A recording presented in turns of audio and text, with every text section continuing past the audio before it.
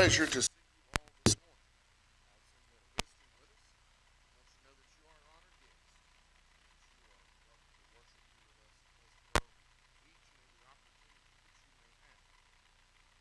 worship here with us in this grove each and every opportunity that you may have. Check on them and make sure that they're okay. If there's anything that we can do to aid them. We are last Sunday of the year 2023. It seems like this year has flown by. The older I get, I think the faster the years get. I remember my granddad saying he passed away at 101. He said,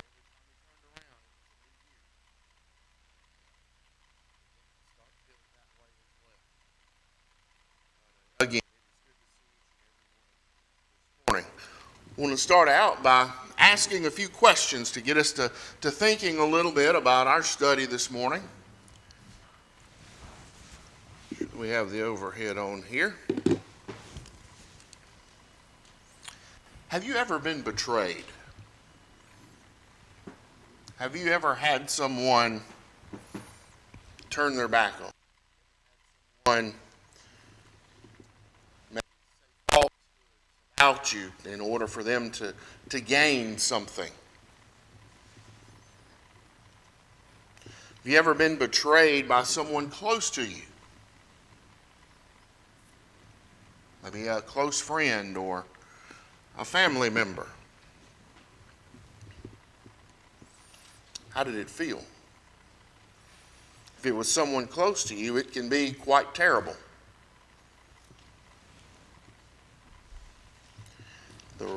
Some of these questions and kind of the thought for our study this morning, right as we were getting out for school, I was dealing with a situation of two middle school girls who were at each other, and one of them threatening some self-harm because they were best friends, and she said that her other friend had betrayed her because she was now dating her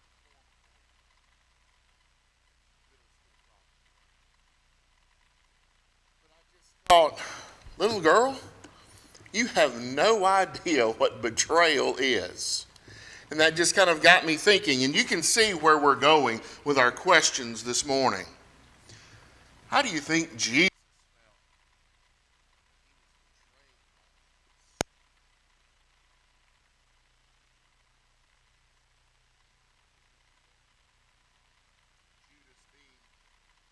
felt? One of his chosen 12.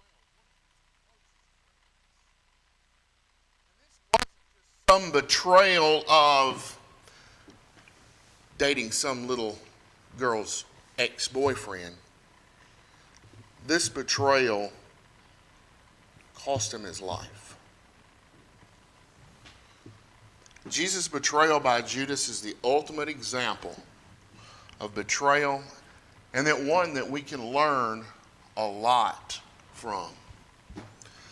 And I can tell you this morning that we will only scratch the surface of our study this morning on Jesus' betrayal. It's something that we're going to get to very soon in our Sunday morning Bible class.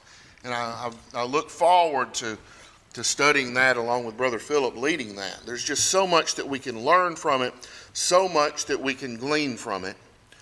This morning, learning from the betrayal of Jesus.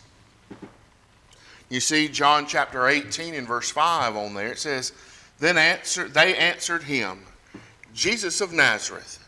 Jesus said to them, I am he. Judas, who betrayed him, was standing with him. Can you imagine? And Jesus knew, we all know that Jesus knew what was going to happen and what was happening. And the one that betrayed him is standing right there. As we'll see in a few moments, the one who walks up and kisses him on the cheek in order to show who he is, to betray him. How hurtful that must have felt. the emotional distress that Jesus must have felt. As I was working and studying on this sermon, I went through a myriad of emotions, of being mad, of being sorrowful, and then of being thankful because of everything that is compiled in the betrayal of Jesus. So if you want to read in your Bibles, John chapter 18, verses 1 through 11 will be where our beginning text this morning here, talking of the betrayal of Jesus. We'll begin in verse 1 and read through verse 11. But in John chapter 18 and verse 1, it says, "When Jesus had spoken these words, he went out with his disciples across the brook Kidron, where there was a garden, which he and his disciples entered. Now Judas, who betrayed him, also knew the place, for Jesus often met there with his disciples. So Judas, having procured a band of soldiers and some officers from the chief priests and the Pharisees, went there with lanterns and torches and weapons. Then Jesus, knowing all that would happen to him, came forward and said to them, 'Whom do you seek?' They answered him, 'Jesus of Nazareth.' Jesus said to them, 'I am he.' Judas, who betrayed him, was standing with him. When Jesus said to them, 'I am he,' they drew back and fell to the ground. So he asked them again, 'Whom do you seek?' And they said, 'Jesus of Nazareth.' Jesus answered, 'I told you that I am he. So if you seek me, let these men go.' This was to fulfill the word that he had spoken. 'Of those whom you gave me, I have lost not one.' Then Simon Peter, having a sword, drew it and struck the high priest's servant and cut off his right ear. The servant's name was Malchus. So Jesus said to Peter, 'Put your sword into its sheath. Shall I not drink the cup that the Father has given me?'" That is a sad situation to me. That one that Jesus chose in the beginning to be one of his apostles, one who had seen Jesus perform miracles, who knew who he was, betrayed him, turned his back on him. The ultimate betrayal here. But there's a lot that we can learn from it. We know that this was foretold. We know that this had to happen. Jesus' betrayal allows us to see the wisdom and knowledge of God. The betrayal had been foreshadowed long before it had occurred. And we can see that in some Old Testament passages. Psalm chapter 41 and verse 9. It says, "Even my close friend in whom I trusted, who ate my bread, has lifted his heel against me." Now we know that this here is a psalm of David.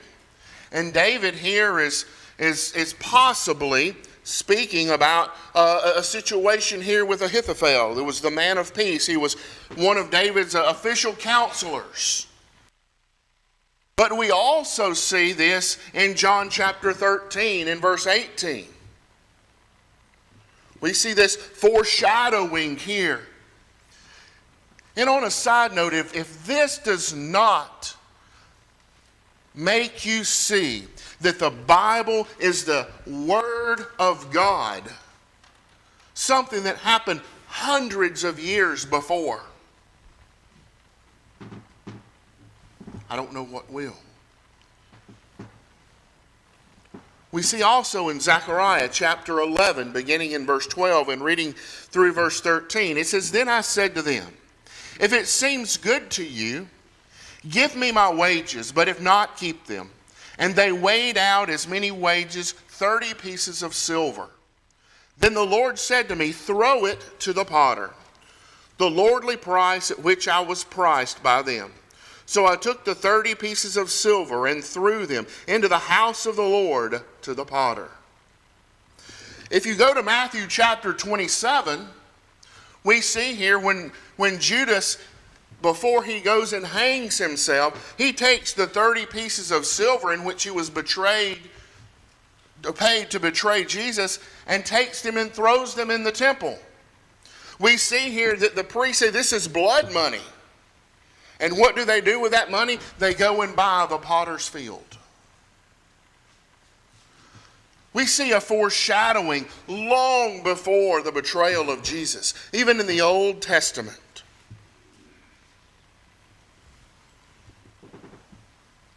Jesus knew that he was going to be betrayed before it happened. In John chapter 6 and verse 64, but there are some of you who do not believe.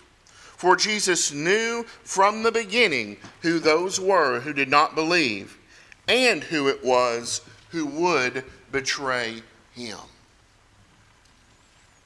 I can't help but think of how Jesus felt about being with Judas, knowing that Judas was going to betray him. But he continued his course.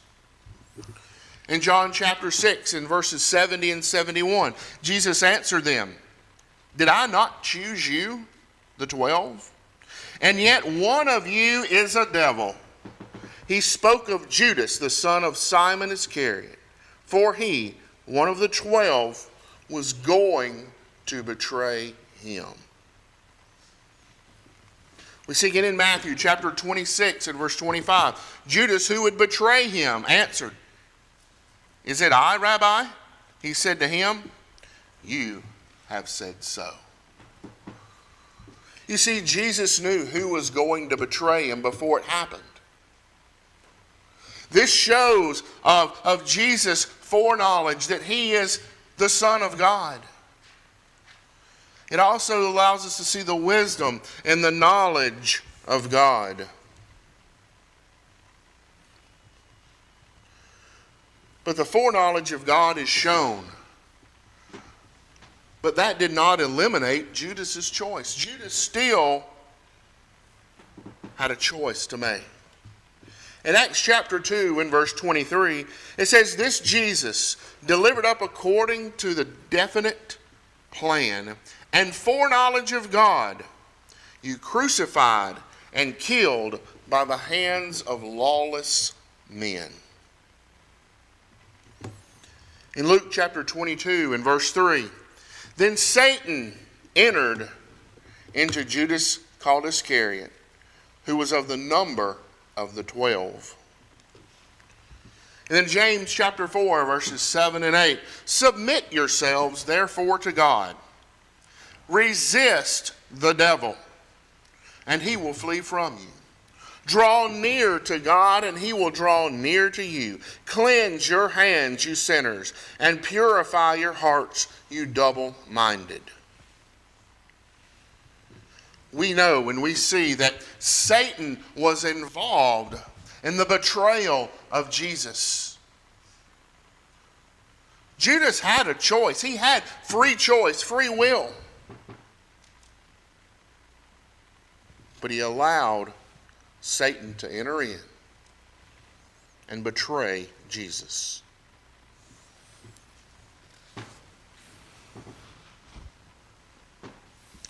Jesus' betrayal allows us to see the wickedness of man. If you don't see the wickedness of Judas, we must be blind. All the wicked that Judas did to the Son of God, Jesus Christ, who came to this earth for us. How much more wicked can you get? But like so many wicked things, Judas betrayed Jesus at night. So many bad things happened tonight. As I was working on this, I thought of what my dad would say. Many of you know my dad is a retired fire chief times two different departments. He retired. And he would always say that nothing good happens after 11 o'clock at night. Always something bad going on. And we see, again, case here in Luke chapter 22, in verses 52 and 53, it said, "Then Jesus said to the chief priests and officers of the temple and elders who had come out against him, 'Have you come out against a robber with swords and clubs? When I was with you day after day in the temple, you didn't lay hands on me. But this is your hour and the power of darkness.'" Now we know that a lot more can be said about darkness and light. The Bible is full of it. About evil being darkness and the truth being light. But here is just something small that we see about they came and got Jesus at night.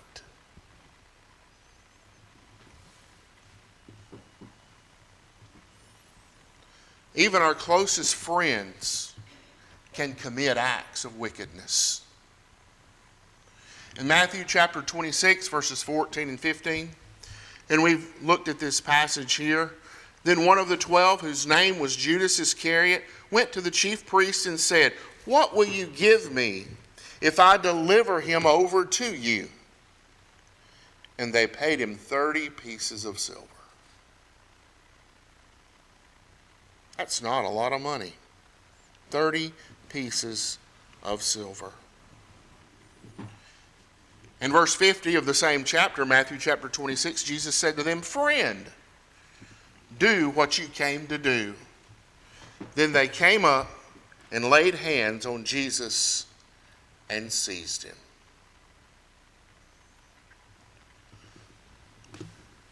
We can draw a line in many places in the Bible. But to me, this here, the betrayal of Jesus, is the beginning of the complete end.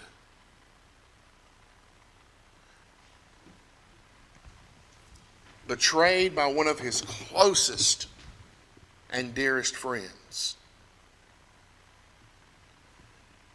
And when I told you that in working on this, you go through an array of emotion.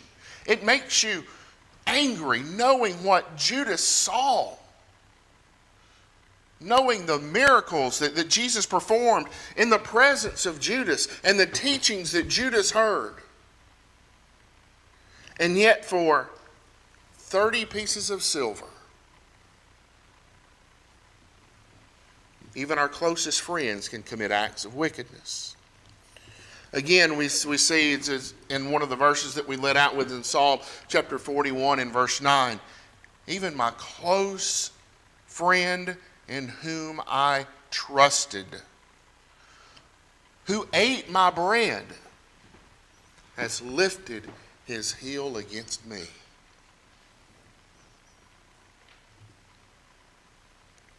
Now, I want you to think for just a moment in this, our closest friends committing the act of wickedness. I want you to think about the kiss that Judas gave Jesus. In Luke chapter 7, verses 44 and 45, it says, "Then turning toward the woman, he said to Simon, 'Do you see this woman? I entered your house. You gave me no water for my feet, but she has wet my feet with her tears and wiped them with her hair. You gave me no kiss, but from the time I came in, she has not ceased to kiss my feet.'" And then Luke chapter 22, verses 47 and 48. "While he was still speaking, there came a crowd, and the man called Judas, one of the 12, was leading them. He drew near to Jesus to kiss him. But Jesus said to him, 'Judas, would you betray the Son of Man with a kiss?'"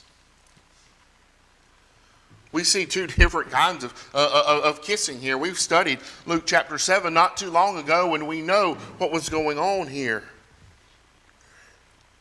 And these are just opposite, aren't they? One of love and endearment and worship, and one is betrayal. Judas, would you betray the Son of Man with a kiss? His closest friends came up to identify him with a kiss.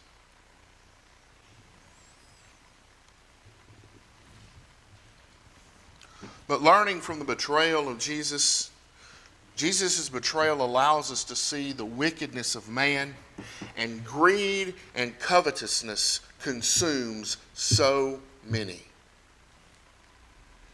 In 1 Timothy chapter 6, beginning in verse 6 and reading through verse 12,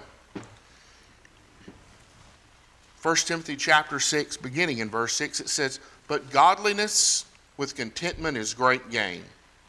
For we brought nothing into the world, and we cannot take anything out of the world. But if we have food and clothing, with these we will be content.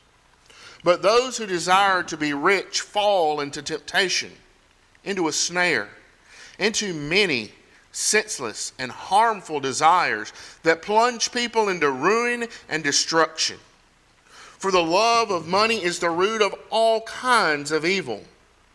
It is through this craving that some have wandered away from the faith and pierced themselves with many pangs. But as for you, O man of God, flee these things. Pursue righteousness, godliness, faith, love, steadfastness, gentleness. Fight the good fight of faith. Take hold of the eternal life to which you were called and about which you made the good confession in the presence of many witnesses." Boy, this here is a description of Judas at the beginning, isn't it?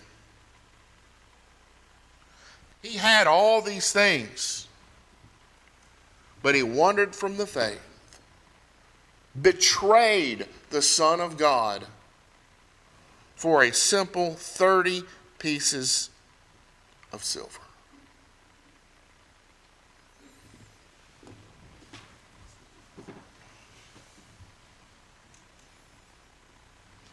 In Luke chapter 12 and verse 15, "And he said to them, Take care and be on your guard against all covetousness, for one's life does not consist in the abundance of his possessions."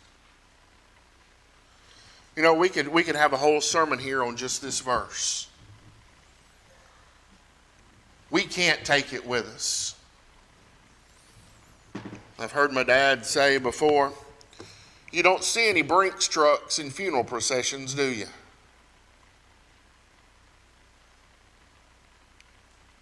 But what there is there's an eternity.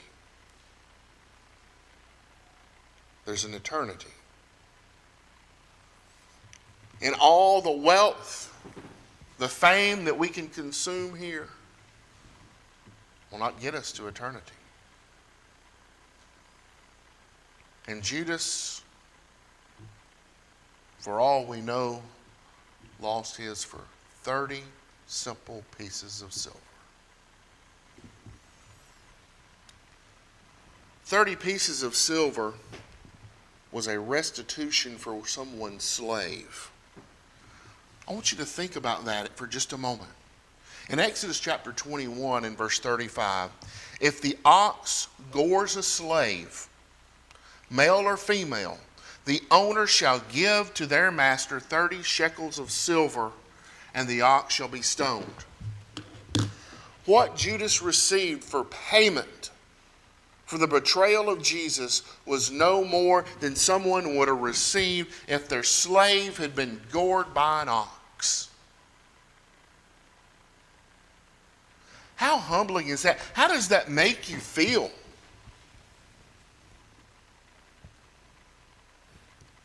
In Zechariah chapter 11 and verse 13, it says, "Then the Lord said to me, throw it to the potter, the lordly price at which I was priced by them. So I took the 30 pieces of silver and threw them into the house of the Lord to the potter." You know what happened, what we said just a few moments ago in Matthew chapter 27? What did Judas do with that money after he got it? He took it and threw it into the temple.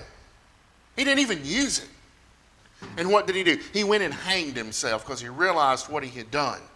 And the priest realized, that's blood money. We're not going to use it here. They went and they bought a potter's field where they could bury strangers.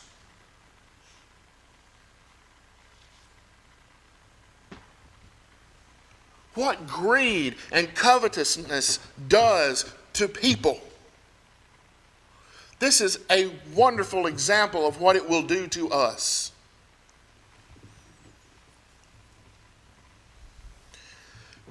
You know, in Leviticus chapter 27, I believe it's about verse 3 there, it talks about a free Israelite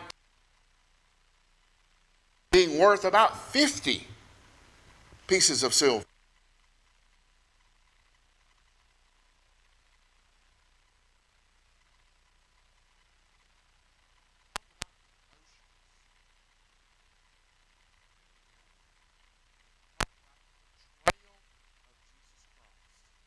Wickedness.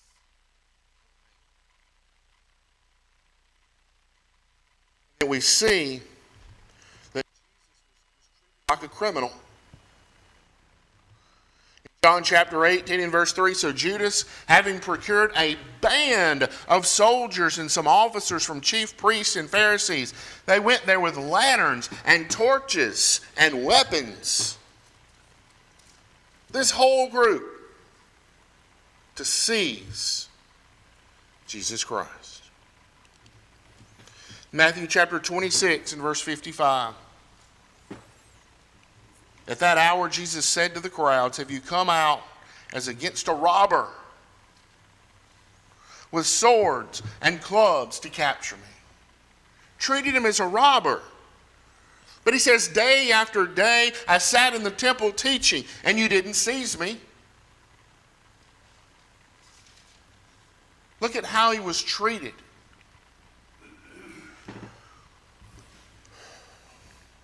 What we can learn from the betrayal of Jesus and how wicked man is.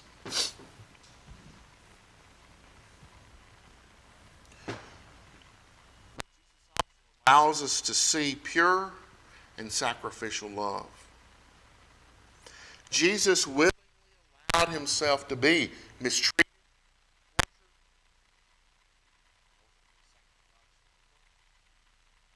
John chapter 10, beginning in verse 14. It says, I am the good shepherd. I know my own, and my own know me. Just as the Father knows me, and I know the Father. And I lay down my life for the sheep. And I have other sheep that are not of this fold. I must bring them also, and they will listen to my voice. So there will be one flock, one shepherd. For this reason the Father loves me, because I lay down my life that I may take it up again. No one takes it from me, but I lay it down of my own accord. I have authority to lay it down, and I have authority to take it up again. This charge I have received from my Father.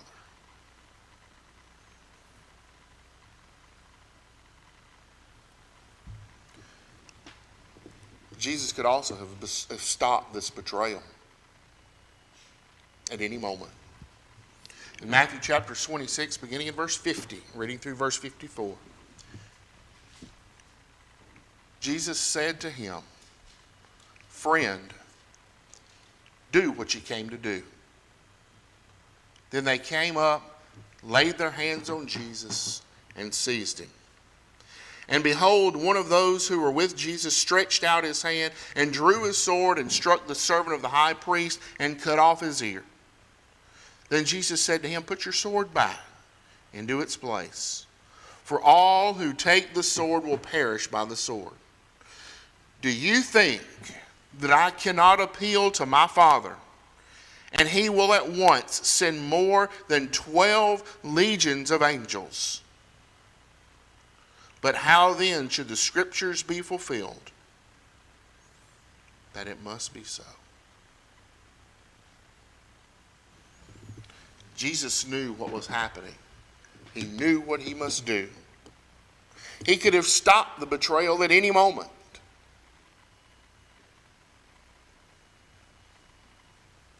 But being the Son of God, he realized that he was the only sacrifice that could atone man's sins.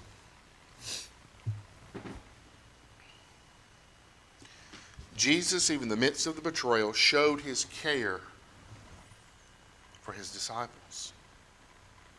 That pure, that sacrificial love. In John chapter 18, verses 7 and 8, we've looked at this verse. He said, so he asked them again, whom do you seek? And they said, Jesus of Nazareth. Jesus answered, I told you that I am he. So if you seek me, let these men go. Even at that time, he was caring for his disciples. Let them go. It's me you're after.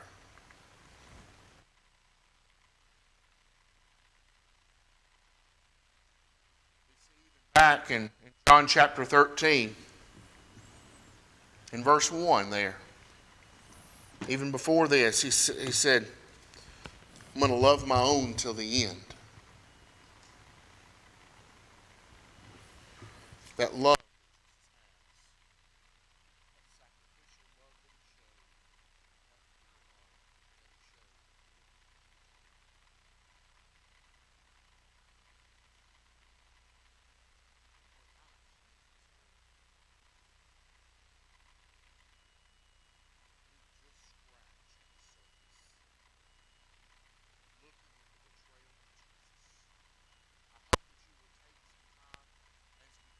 Our study in this in the next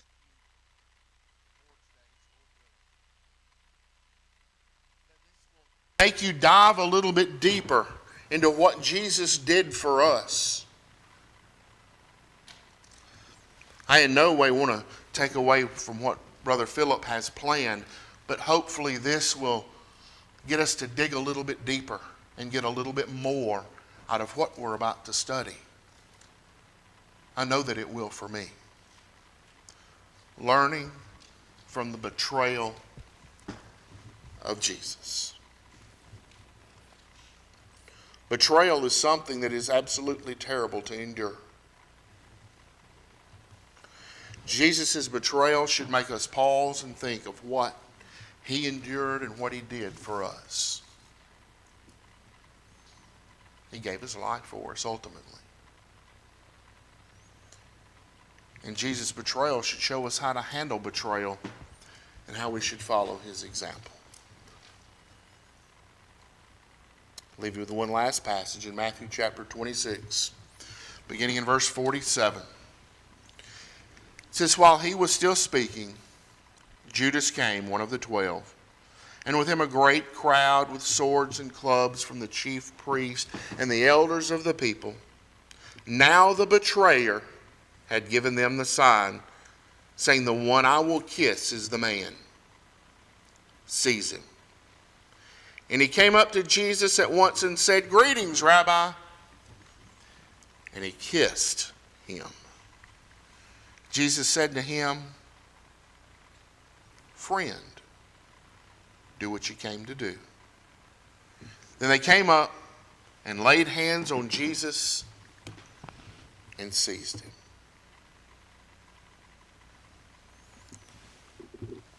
Our study this morning is yours. The ultimate betrayal, the ultimate lessons that we can learn from the betrayal of Jesus Christ. If there's any of you here this morning that need to make changes in your life, whether it's to become a Christian or to get your life right with God, don't hesitate. Do it now.